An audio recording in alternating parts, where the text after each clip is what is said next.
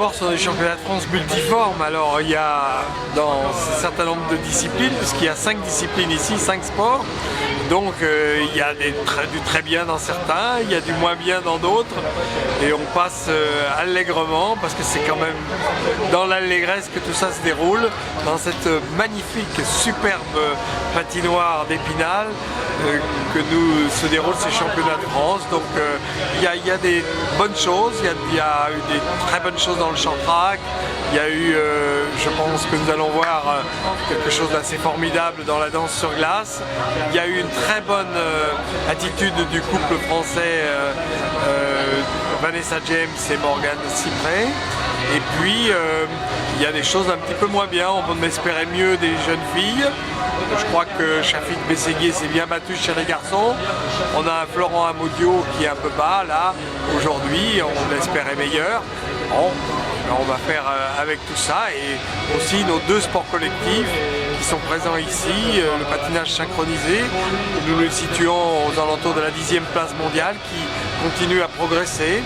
Et une autre discipline, le ballet sur glace, qui est présent. Donc tout ça est sympathique, mais il y a encore du travail, il faut continuer.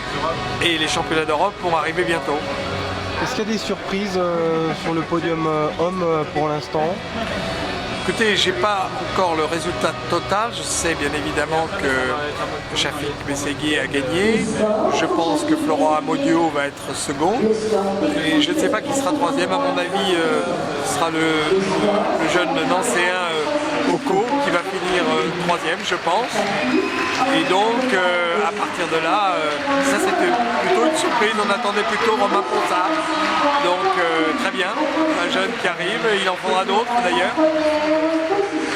C'est un public de connaisseurs à Épinal, est-ce que vous le sentez? Moi, je suis très surpris par les Spinaliens et vu le nombre de personnes qui sont présentes ici, ça fait plaisir d'abord.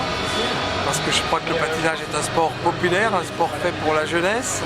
Et encore faut-il le dire, qui attire à la fois le père pour l'aspect athlétique, la maman pour le côté artistique, mais aussi les enfants pour le côté fun, le côté glisse. Donc nous sommes des sports modernes et je suis content de voir un public aussi connaisseur, oui, effectivement. Poisson Prêt pourrait accueillir d'autres compétitions à l'avenir? Écoutez, moi, je pense que le patinage doit être connu partout en France.